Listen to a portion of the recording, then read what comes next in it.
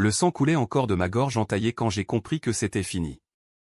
Ma sœur, Élise, tenait le couteau, ses yeux froids comme la Seine en hiver, et derrière elle, mon père, ce vieux renard, signait déjà les papiers pour s'approprier tout ce qui m'appartenait. Pour le bien de la famille, avait-il murmuré en me regardant agoniser sur le tapis perçant de notre appartement haussmannien. J'avais crié, supplié, mais personne n'avait bougé, au pas même Antoine, mon mari, qui s'était détourné, feignant l'horreur pour mieux cacher sa complicité. Et puis, le noir absolu. Mais le noir n'était pas la fin. Quand j'ai rouvert les yeux, ce n'était pas au paradis ni en enfer, mais dans mon propre corps, 10 ans plus tôt, le jour où tout avait basculé, le matin de mon 35e anniversaire, dans la cuisine de notre maison de famille à Saint-Germain-des-Prés, avec l'odeur du café frais et le bruit des klaxons parisiens filtrant à travers les volets. Je me suis redressé d'un bond, le cœur battant comme un tambour de la Bastille. Mes mains, ces mains que je connaissais si bien, encore lisses, sans les rides de la trahison, tremblaient en touchant mon visage dans le miroir de la salle de bain. C'était moi, Camille Duval, l'héritière naïve d'une fortune bâtie sur des vignobles bordelais et des galeries d'art à Montmartre, avant que l'ambition de ma famille ne me broie comme un grain de raisin sous la presse. Comment? Pourquoi maintenant? Les souvenirs de ma mort me submergeaient, le complot ourdi depuis des années, le faux accident de voiture qu'ils avaient simulé pour m'évincer, les testaments falsifiés, et ce couteau final, planté dans un accès de rage quand j'avais découvert la vérité. Élise, jalouse de mon mariage avec Antoine, avait tout manigancé pour le reconquérir. Mon père, endetté jusqu'au cou par ses maîtresses et ses paris au casino de Deauville, avait fermé les yeux. Et moi, idiote, j'avais tout gobé, leur sourire, leur je t'aime, leur promesse de loyauté familiale. Mais cette fois, ce serait différent. Je sentais la rage bouillir en moi, une lave volcanique prête à engloutir Paris entier. Trincine, ce mot absurde que j'avais lu dans des romans policiers de Simenon, où était ma seconde chance, mon arme secrète. Je n'allais pas les laisser recommencer. Pas question de redevenir la brebis galeuse qu'ils accuseraient d'avoir dilapidé la fortune familiale. Non, je serais le loup déguisé en agneau, patient, calculateur, impitoyable. Le premier pas, observé, comme un fantôme dans ma propre vie. Ce matin-là, je suis descendu dans la cuisine, feignant la joie de l'anniversaire. Élise était là, 25 ans, déjà avec ce regard calculateur, versant du thé dans ma tasse préférée empoisonnée, je le savais maintenant, juste une dose légère pour me rendre vulnérable plus tard. Joyeux anniversaire, grande sœur, a-t-elle roucoulé, ses lèvres peintes en rouge sang. J'ai souri, avalé une gorgée, et senti le picotement familier dans ma gorge. Mais cette fois, j'avais anticipé, un antidote improvisé à base de charbon activé, avalé en cachette avant de descendre. Rien. Pas de vertige, pas de faiblesse. Mon père, Henri Duval, entrait alors, son journal Le Monde sous le bras, son cigare éteint entre les dents. Camille, ma chérie, 35 ans déjà? Le temps file comme un TGV. Ses yeux de serpent, balayaient déjà la pièce, évaluant les tableaux au mur comme des actifs à liquider. Il m'embrassa sur les 2 joues, et je sentis l'odeur de son aftershave mêlée à celle de la trahison future. Antoine n'était pas encore là où il arrivait plus tard, ce jour-là, avec son bouquet de roses fanées et son alliance qu'il enlèverait bientôt pour Élise. J'ai décidé de commencer doucement, de planter les graines de mon jardin vénéneux. Papa, j'ai repensé à l'héritage. Et si on faisait un audit complet des vignobles? J'ai entendu des rumeurs de détournement. Ses épaules se sont raidies imperceptiblement. Des rumeurs? Allons, Camille, tu es paranoïaque depuis ton divorce. Pas encore divorcé, mais ils y travaillaient. J'ai ri, léger, comme si c'était une blague. Mais intérieurement, je notais chaque fissure, la sueur sur son front, le regard fuyant d'Élise. La journée s'est écoulée en un tourbillon fin de normalité. Déjeuner au café de Flore, où les intellectuels sirotaient leur absinthe en débattant de Sartre ironique, vu que l'enfer, c'était les autres, ma famille précisément. J'ai commandé un croque-monsieur, en ai mangé la moitié, et glissé l'autre dans mon sac pour analyse plus tard. Paranoïa?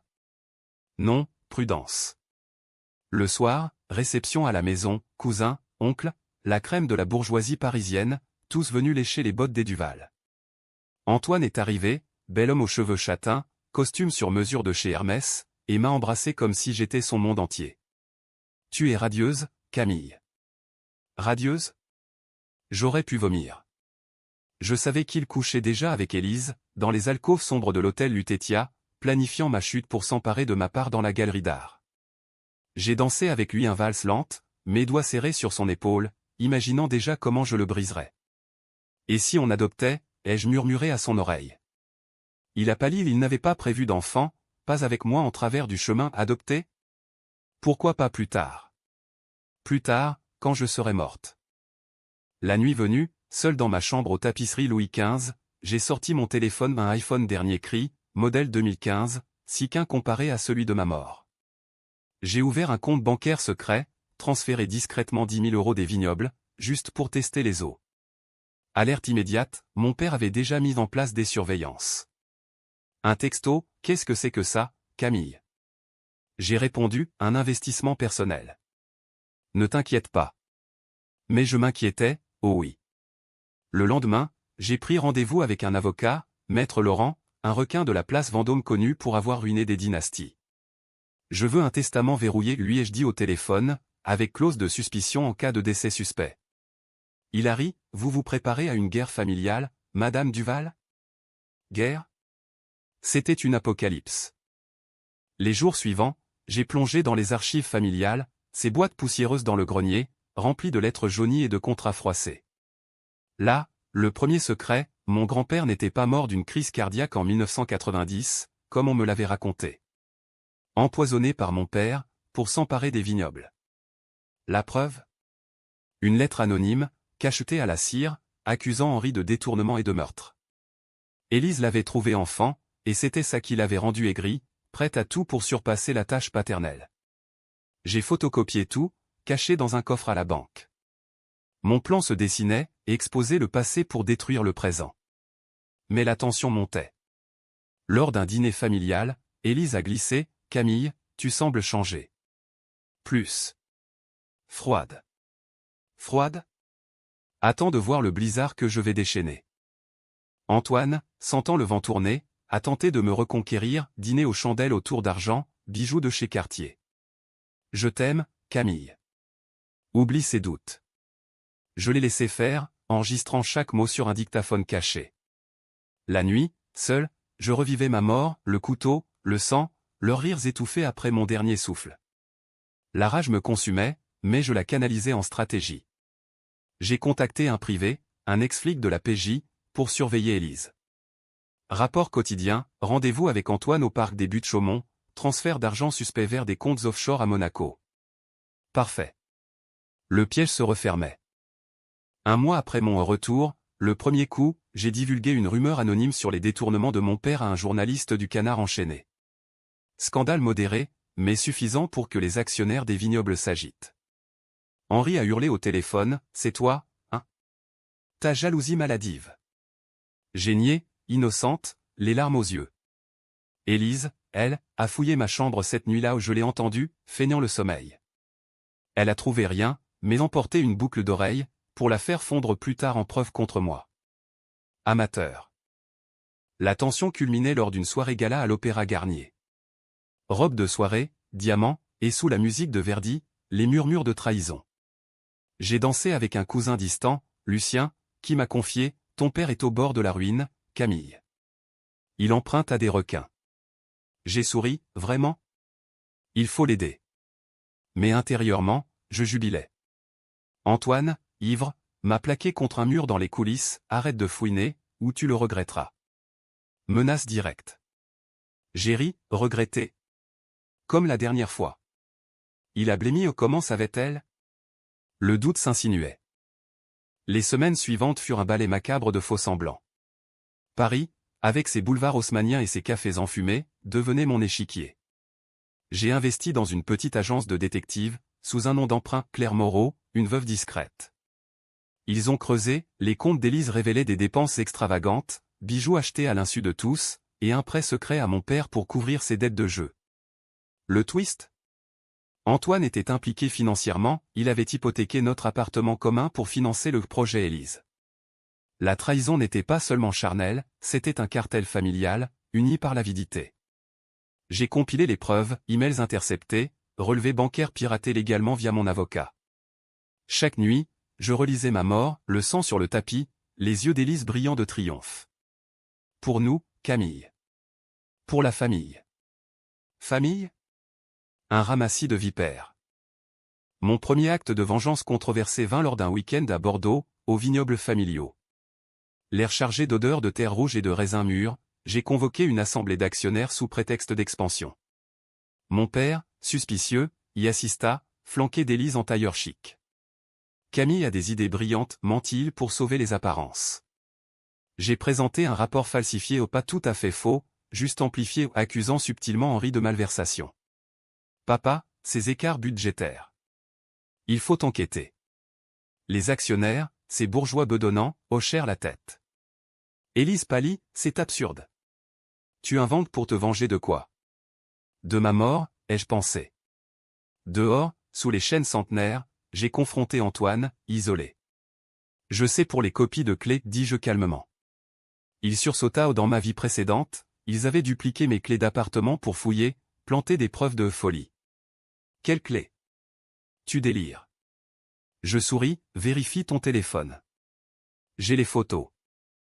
C'était un bluff, mais efficace. Il paniqua, appela Élise en urgence. Cette nuit-là, à l'hôtel bordelais, je les ai surpris, murmure dans le couloir, mains entrelacées. J'ai enregistré l'audio, clair comme du cristal. De retour à Paris, j'ai fait circuler une fuite anonyme, rumeur d'adultère au sein des Duval, avec photos floues mais suggestives. Le Figaro en parla en page People, scandale dans la haute bourgeoisie, infidélité et intrigue familiale. Mon père, furieux, me convoqua au salon, c'est ton œuvre, sale petite manipulatrice. Je pleurais, théâtral, papa, je suis choqué. Qui ferait ça à notre famille? Il avala, mais le doute s'installa. Élise, hystérique, brisa un vase Ming, c'est elle. Elle nouait. Atred? C'était justice. Mais la vengeance exigeait plus. J'ai décidé d'un coup osé, controversé, infiltrer leur cercle intime. Via Lucien, mon cousin, j'appris que mon père fréquentait un club privé à Neuilly, le Cercle des Loups, où les deals se concluaient autour de cognac millésimé. Déguisé en serveuse perruque blonde, accent provençal, j'y pénétrai un soir de poker. Henri, saucissonné de dettes, misait gros contre un magnate russe. Je servis les verres, glissant un laxatif dans le sien. KO, il s'effondra aux toilettes, perdant la mise. Le lendemain, il me confia, humilié, quelqu'un m'a saboté, Camille. Aide-moi. Aider? J'ai emprunté les 10 000 € pour le renflouer, les détournant vers un fonds secret. Ironie, l'argent de la trahison finançait ma liberté. Antoine, sentant le filet se resserrer, tenta une réconciliation publique, dîner au Jules Verne, au sommet de la Tour Eiffel. Vue panoramique sur les lumières de Paris, champagne d'Homme Pérignon. Camille, oublions tout. Épousons-nous pour de bon. Pour de bon? Comme dans ma vie précédente, jusqu'au divorce forcé. J'ai feint l'émotion, signé un contrat de confiance en réalité, un piège légal où il cédait des parts de la galerie. Maître Laurent le valida, clauses abusives, mais il signa, désespéré. La nuit, dans notre lit, il murmura des promesses. Je souris dans l'ombre, imaginant son visage quand il réaliserait. Le secret enfoui le plus profond surgit alors, fouillant les papiers d'Élise, je trouvai des lettres de ma mère, morte accidentellement en 2005. Pas un accident empoisonné par Henri pour l'assurance vie. Élise le savait, et c'était son levier contre lui, mais aussi sa chaîne, elle protégeait le monstre pour ne pas sombrer avec. La révélation me frappa comme un coup de poignard, ma propre sœur, complice du meurtre maternel. Rage pure. J'ai confronté Lucien en privé, au jardin du Luxembourg, aide-moi à les exposer. Il hésita, aux familles oblige mais accepta, pour une part du gâteau. La tension grimpa avec un incident mineur mais symbolique, ils copièrent mes clés. Je rentrai un soir pluvieux, trouvai la porte verrouillée, malgré ma clé. Dedans, rires étouffés. J'appelai, ouvrez. C'est moi. Silence, puis la voix d'Élise, désolée, grande sœur, on refait la serrure. Sécurité. Sécurité? Pour m'exclure, comme dans ma mort, où il m'avait enfermé dehors avant le final. J'ai forcé l'entrée via la fenêtre du jardin, les surprenant en train de fouiller mes tiroirs. Qu'est-ce que vous foutez, hurlai-je. Mon père, Rougeau, on cherchait. Des documents. Antoine, blême, bafouilla. Ils regrettèrent vite, j'appelai la police pour d'intrusion, forçant une enquête mineure. Pas d'arrestation, mais les journaux en parlèrent, tension familiale chez les Duval. Mon plan s'accélérait. J'ai engagé un hacker éthique pour tracer leur communication. Découverte, Élise planifiait un accident similaire au mien passé d'un faux suicide, avec somnifère dans mon vin. Date, mon prochain anniversaire. Parfait timing. J'ai contre-attaqué, semé des preuves falses dans leurs ordinateurs, accusant Élise de fraude fiscale. L'inspection des finances frappa, perquisition, interrogatoire. Elle craqua presque, me suppliant, « Camille, arrête. C'est pour nous protéger. » Protéger ? De moi, la revenante. Antoine, acculé, proposa le divorce, prenons chacun notre chemin. Je refusai, citant notre contrat. Procès en vue, où maître Laurent excella, il gagna, me laissant la galerie. Victoire douce amère, la presse titra, la guerre des Duval, une sœur contre l'autre. Paris bruissait de ragots, des salons de Neuilly au bistrot de Belleville. Mon père, acculé, tenta le chantage, je sais pour ton investissement en secret. J'ai ri, preuve. Il n'en avait pas. La nuit, les cauchemars revenaient, ma gorge tranchée, le rire d'Élise. Mais je me réveillais déterminé, un verre de Bordeaux à la main ou d'une autre, empoisonné de symbolisme. Lucien m'avertit, il prépare un coup gros. Méfie-toi. Je me méfiais, oh oui. Le gala de charité à Versailles approchait, théâtre parfait pour le climax intermédiaire. Là-bas, sous les lustres de cristal, en robe Dior rouge sang, je dansais avec Henri.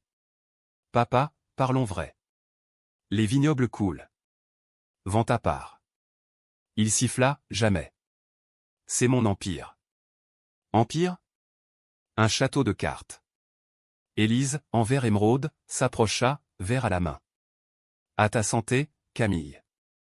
Je bus de l'eau, pas du poison, j'avais échangé les verres. Elle but le sien, droguée par mon serveur complice, vertige immédiat. Scandale, Élise Duval s'effondre. Alcoolisme ? Les flashs crépitèrent. Ils regrettèrent. Vite. Le scandale d'Élise fut le catalyseur. Les tabloïds, du Paris Match à Voici, la dépeignirent en harpie alcoolique, ruinant sa réputation dans les cercles huppés. La fille prodigue des Duval, victime de ses démons, titra l'Express, avec une photo floue d'elle évacuée en ambulance. Mon père, furieux, m'accusa en privé, c'est toi qui as trafiqué son verre. Sorcière. Sorcière ? Mieux que victime. Je haussai les épaules, papa, elle boit trop. Regarde les faits. Les faits, je les avais manipulés, témoins payés, analyse truquée pour montrer un taux d'alcoolémie élevé. Controversé ? Absolument. Moralement gris ? Sans doute. Mais la justice de l'enfer n'attend pas les scrupules. Antoine, sentant l'ouragan, tenta de fuir, valise prête, billet pour Nice. Je l'interceptai à l'aéroport Charles de Gaulle, feignant la réconciliation. Attends, mon amour. On peut tout arranger. Dans la voiture de retour, j'activai l'enregistreur, confession forcée sur l'adultère, les copies de clés, les plans contre moi. C'était pour l'argent, Camille. Élise m'a promis. Promis quoi ? La fortune sur mon cadavre. J'ai gardé la bande pour plus tard, comme un as dans la Manche. Paris, ville des Lumières, se muait en labyrinthe d'ombre. J'ai approfondi les secrets, via le privé, j'appris que mon père avait un bâtard, un fils illégitime à Marseille, nourri aux croûtes pour le faire taire. Chantage potentiel. Élise, en thérapie forcée, m'envoya des messages larmoyants, « Aide-moi, s'il te plaît. » C'est lui qui m'a poussé. Lui, Henri. Mon deuxième acte controversé, un don anonyme aux associations anticorruption, financé par les emprunts paternels détournés. Résultat, enquête élargie sur les vignobles. Audit, saisie, et Henri convoqué par la brigade financière. Traîtrise, hurla-t-il lors d'une confrontation familiale explosive au dîner de Pâques, sous les yeux des domestiques terrifiés. Agneau rôti, mais l'atmosphère était carnassière. Élise, pâle, accusa, c'est elle depuis le début. Elle a changé après son anniversaire. Changé ? René né. Antoine, désespéré, proposa un pacte, divorçons à l'amiable, je te rends tout. Trop tard. J'acceptai, mais avec une clause, il témoignerait contre Élise pour fraude. Il signa, brisé. La nuit, il tenta le suicide pilule dans le whisky. Je le trouvai, appelai les secours, mais pas avant d'enregistrer ses balbutiements, pardon. Pour le couteau. Le couteau? Dans ma mémoire, c'était Élise, mais peut-être l'avait-il aidé.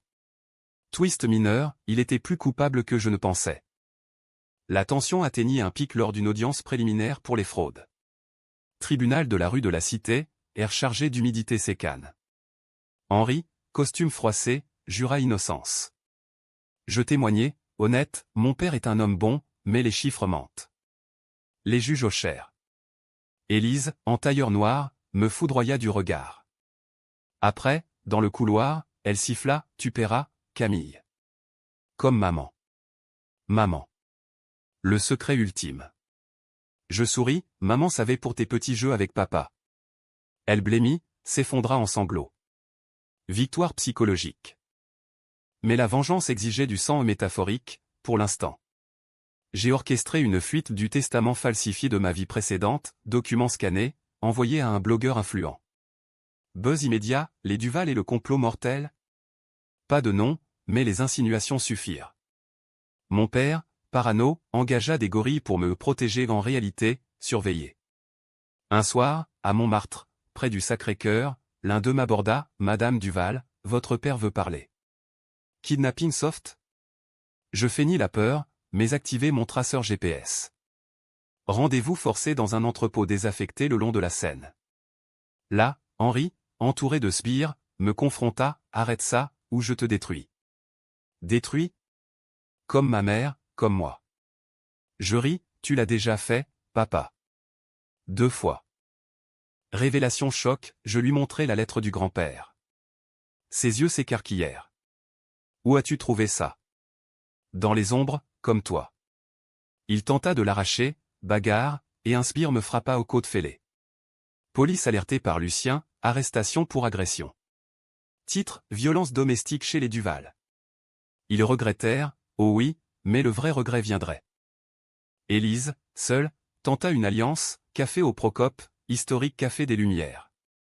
Camille, on peut s'unir contre lui. Il a tué maman. Confirmation. Je feignis la surprise, preuve. Elle en avait, flacon de poison, caché depuis des années.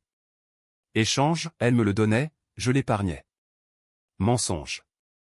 Je pris le flacon, l'analysai, arsenic, signature du meurtre.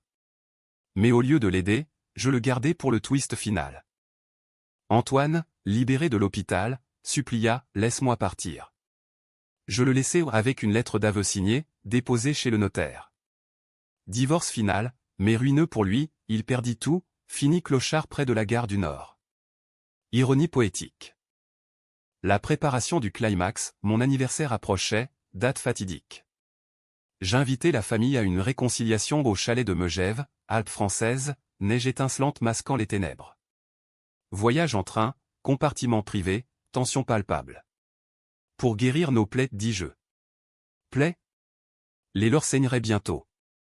À Megève, cheminée crépitante, fondue au fromage, mais l'air glacé. Soirée confession, je versai du vin sans poison, pour une fois. Parlons vrai. Henri grogna, tu as tout gâché. Élise pleura, c'est lui le monstre. Antoine, absent, brisé ailleurs. Je révélai tout, la lettre, le flacon, les enregistrements. Choc. Comment sais-tu, balbutia Henri. Je sais, parce que je suis revenu.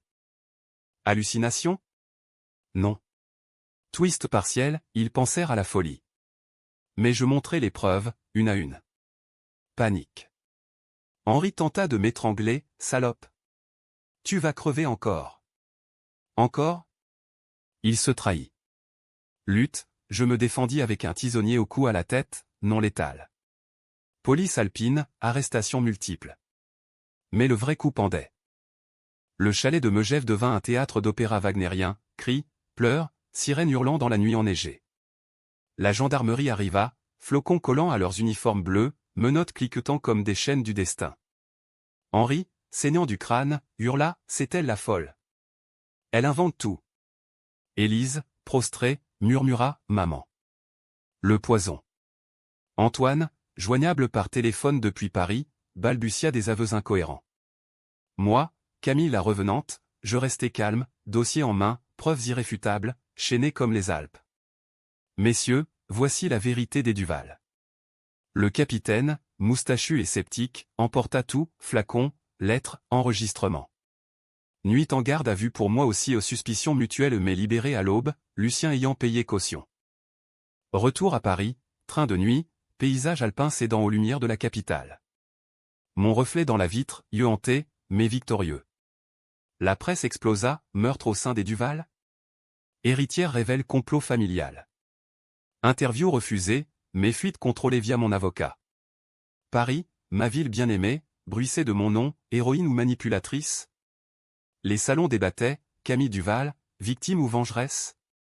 Controversée, oui, j'avais forgé des preuves, drogué, piégé. Mais la fin justifiait les moyens, non? Comme dans les romans de Zola, où la bourgeoisie pourrit de l'intérieur. Henri fut inculpé pour meurtre au premier degré au celui de ma mère, et tentative sur moi. Preuve médico-légale du poison Matchet. Élise, complice malgré elle, négocia un plé à bargain, témoignage contre père pour réduction. Je l'ai protégé trop longtemps, sanglota TL en audience. Antoine, ruiné, coopéra, ils m'ont forcé. Forcé? Lâche. Le procès s'annonçait comme un feuilleton, tribunal de Paris bondé, caméra dehors, public avide de sang bleu versé. Mais ma vengeance n'était pas assouvie. Le secret le plus sombre, en fouillant les archives post-arrestation, je découvris que mon accident au passé n'était pas le premier. Mon grand-père avait tenté de me prévenir, enfant, une lettre codée, cachée dans un livre de Balzac. Ta famille te mangera, petite Camille. Il savait pour mon retour? Non, coïncidence cruelle. J'ai décidé d'un acte ultime, controversé au possible, racheter les vignobles aux enchères, via un consortium anonyme. Argent sale? Le mien, purgé par la justice. Adieu Duval, bonjour Renaissance. La préparation du procès fut un balai de ténèbres. Déposition, expert psychiatrique me sondant, Madame Duval, c'est vision de mort. Trauma? Vision? Vérité. Je feignis l'amnésie, juste des intuitions. Maître Laurent, mon bouclier, démantela leur contre-accusation, ma cliente a survécu à une famille toxique. Toxique? Mortelle. Élise, en cellule, m'écrivit, pardon, sœur. C'était la peur. Peur? De l'héritage, de l'ombre paternelle. Je répondis, la peur tue, Élise. Comme toi. Froid, impitoyable le style français, non? Sartre aurait approuvé, l'enfer, c'est l'authenticité refusée. Antoine, mendiant les rues, me croisa un soir près du Pont-Neuf. Camille. Aumône? Je lui jetai un billet, pour tes regrets. Il pleura, mais je passai, scène coulant indifférente. Le procès s'ouvrit sous un ciel de plomb, novembre pluvieux. Salle comble, journaliste, curieux, fantôme du passé. Henri, menotté, crachat, mensonge. Ma fille est possédée. Possédée? Par la justice. Témoignages défilèrent, Lucien sur les dettes, expert sur le poison. Puis moi, à la barre, j'ai vu ma mort avant qu'elle arrive. Et celle de ma mère. Murmure. Je déballai tout, copie de clé, complot, le couteau fantôme. Le juge, sévère, spéculation, madame. Mais les preuves parlèrent, ADN sur le flacon, transfert bancaire. Élise témoigna, brisé, papa m'a forcé. Pour l'argent. Chute du père. Il hurla, traîtresse. Comme ta mère. Chaos, huissier évacuant. Verdict imminent, mais je sentis le twist, un juré, ami d'Henri, tenta de corrompre. Intercepté par mes détectives. Scandale jury truqué dans l'affaire Duval. Henri craqua en cellule, suicide raté, lettre d'aveu. J'ai tué pour protéger l'Empire.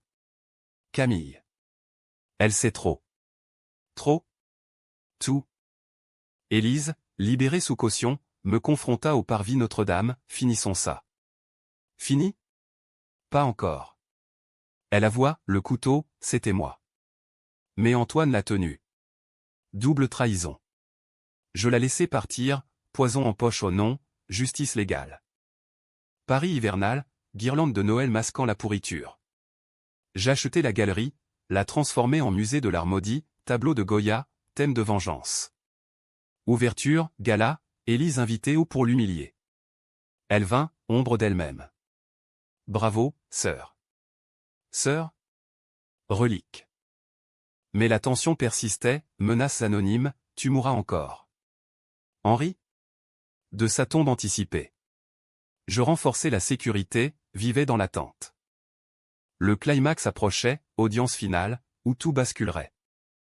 L'audience finale fut un crescendo shakespearien, sous les voûtes gothiques du palais de justice, où les échos des guillotines passées semblaient murmurer.